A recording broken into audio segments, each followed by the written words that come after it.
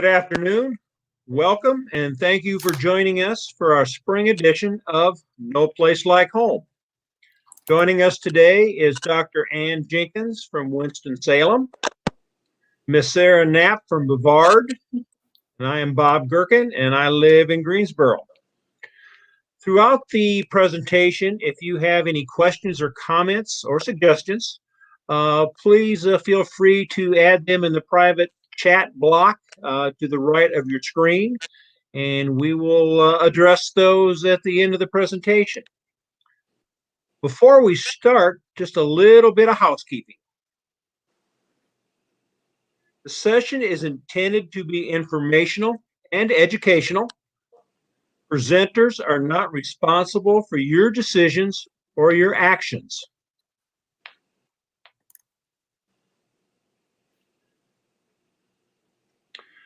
Spring is around the corner. Well, am I wrong that it's just around the corner? Or is spring already here?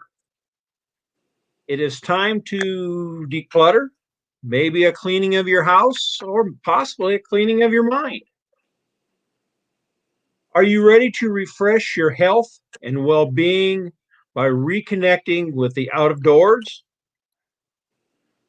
And will you enjoy the gifts that nature has to offer?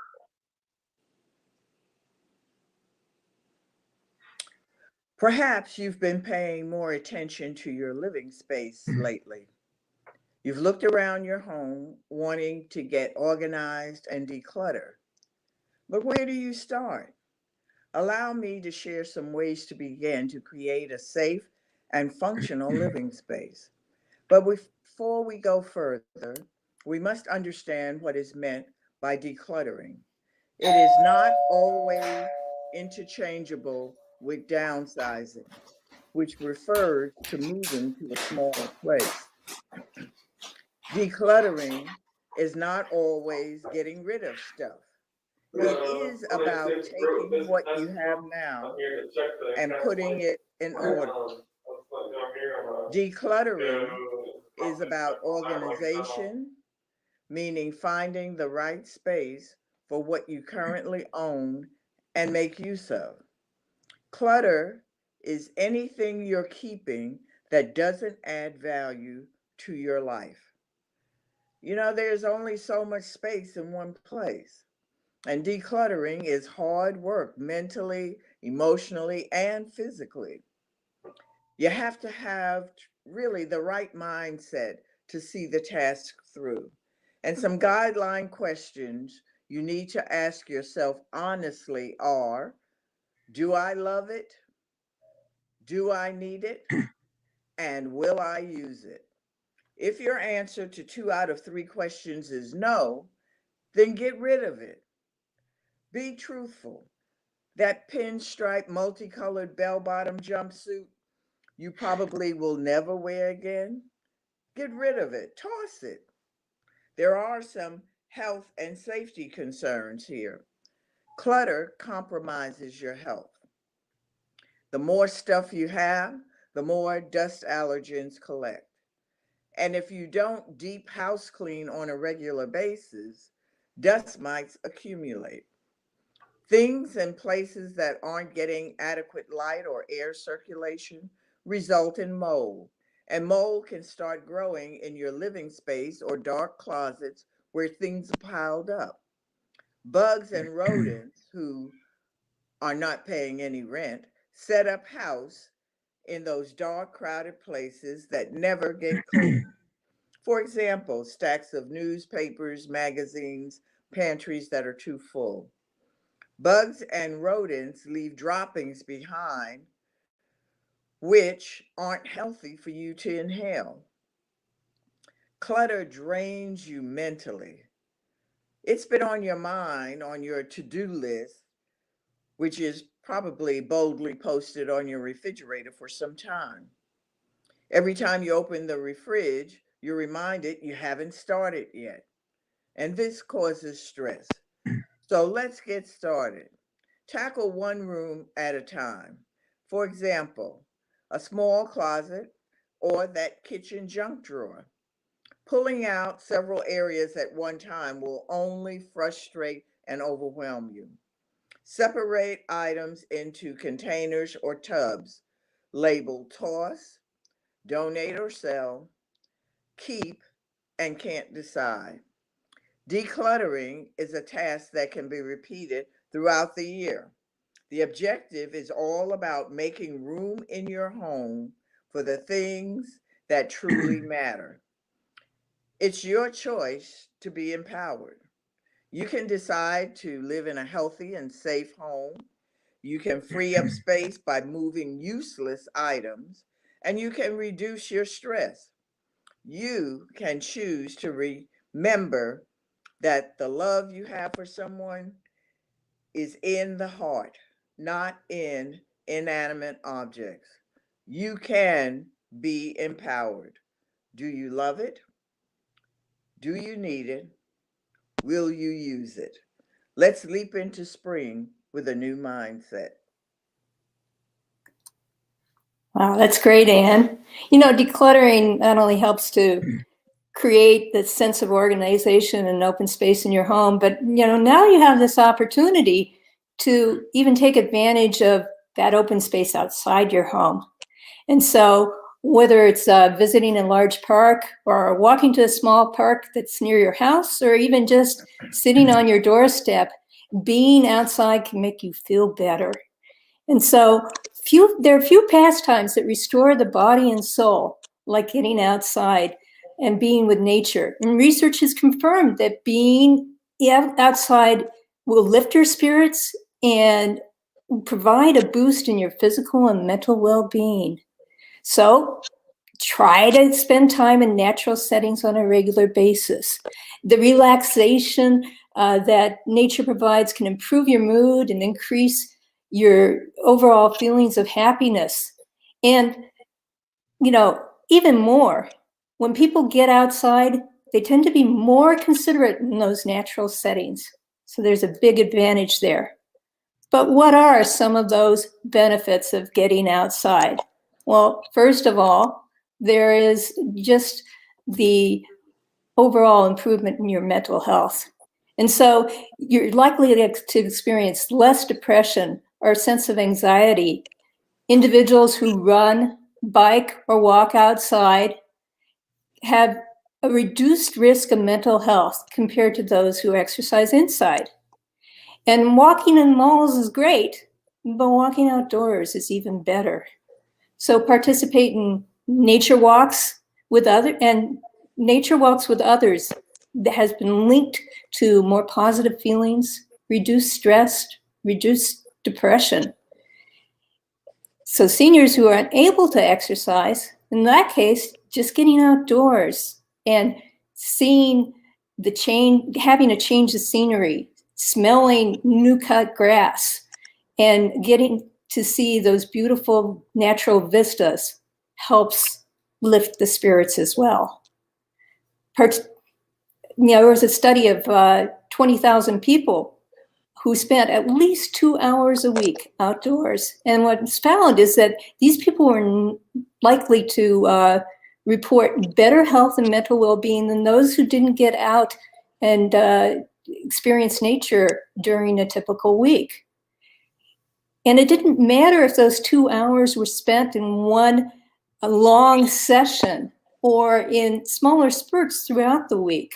So that means that getting a 17-minute walk, taking a daily 17-minute walk outside can reap significant benefits. Can also result in increased energy. So being outside in nature makes you feel more alive, provides a sense of energy and vitality, which can help you be more resilient to illness. It can also boost your memory. Spending time indoors, one study found that subjects had a 20% improvement from the attention span and their memory when they actually did get outdoors in a natural setting environment. And 1 hour a week would result in that type of improvement. The more time that was spent outdoors, the more type of improvement could be achieved. and it can help your creativity as well. So what's more is that those researchers found that getting outdoors didn't depend so much on the weather, that those who walk outside in balmy 80-degree weather have the same type of benefit in terms of memory retention as those who get out and walk during a cold 25-degree winter morning. So you get the extra benefit. It's just found that the participants enjoyed the walks better when the weather is nice. And then you have the benefits related to better overall health. And a lot of this is related to vitamin D that you get from the sunshine, which is often lower in older adults. These low levels of vitamin D are linked to pain in muscles and bones, inflammation, higher risk of type 1 diabetes, as well as several types of cancers. Getting sufficient vitamin D from the sun can help reduce a number of physical ailments. And these include rheumatoid arthritis, multiple sclerosis, and heart disease. Spending just 15 minutes outside in the sunshine each day, or taking that 17-minute daily walk, can help your body receive the recommended dose of vitamin D. And then being outside can also improve your overall immunity by boosting your white blood cell count. And these kind of benefits can last for a week or more. So this means that time in nature can help you recover from injury and illness. But we all know that there are some days where it's just not pleasant to go outside. And on those days, don't forget that the outdoors is still there waiting for you. So you can look outside, open a window, and just take advantage of whatever daylight is available. So except for those days when the darkest of storms come through, even an overcast day has some brightness to it. So look outside and drink in the benefits of that outdoor feel. And don't just sit around if you're trapped inside. Keep moving so that your joints are mobile, your mind's alert, and you keep your spirits up. And then plan what you're going to do when the weather gets nice, and then follow through on it. Notice the birds, notice what's green and what's growing outside, and just feel more alive.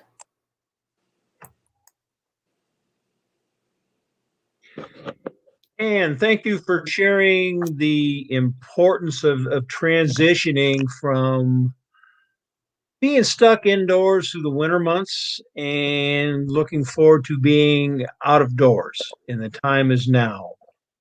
As a child growing up, I hated gardening. I could never find a hoe that hit my hands. I could never build a relationship of weeds that was acceptable.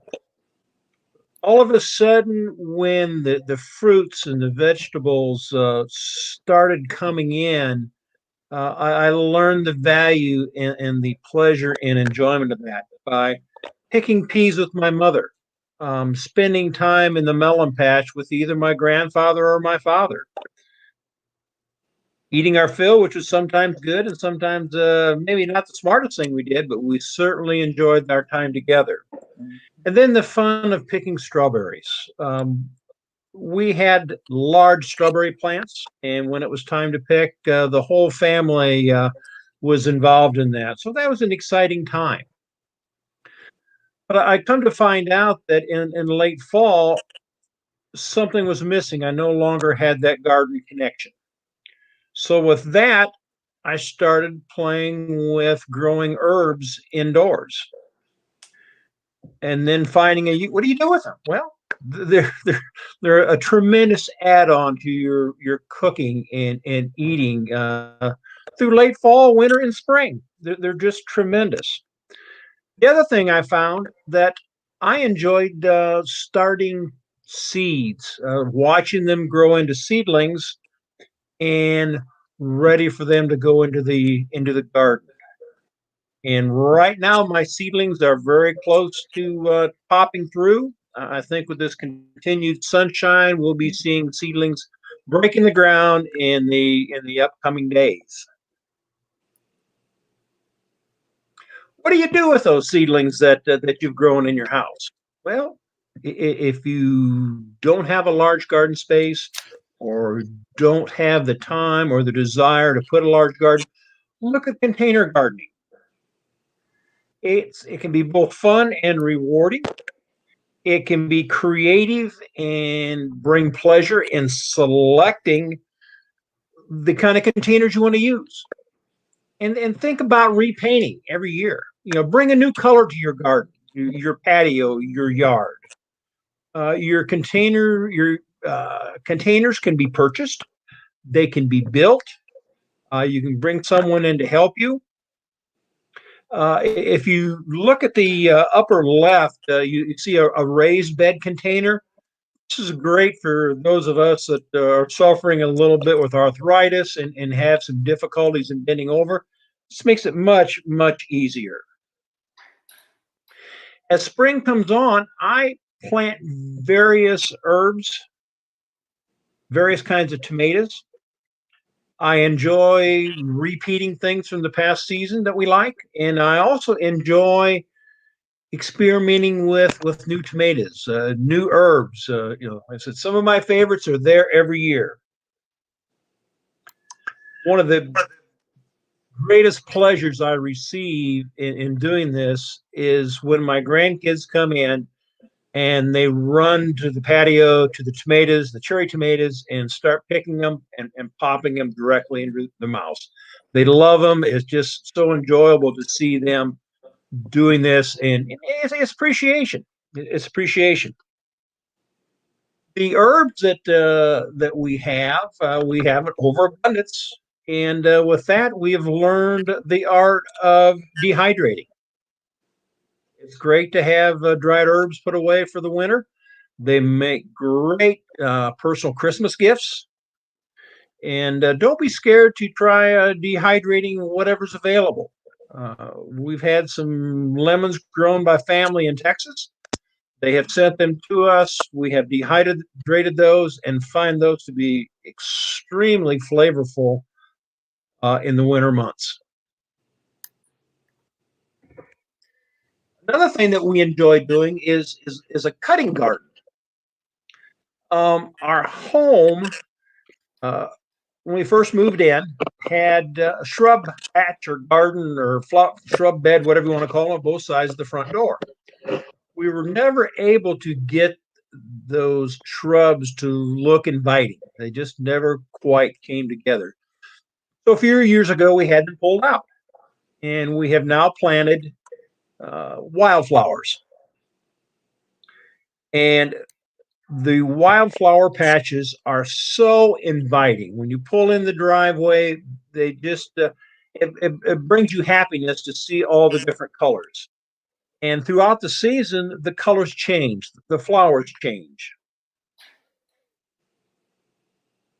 Another great thing of these, it gives you an opportunity to share with your neighbors, to share with the neighbor children, or to share with yourself, to bring them in the house, bring them in and enjoy those flowers yourselves. But there is a drawback to having these wildflowers. We do get visitors. They're called honeybees, and so you do need to be careful when you're out there picking. You may get a surprise.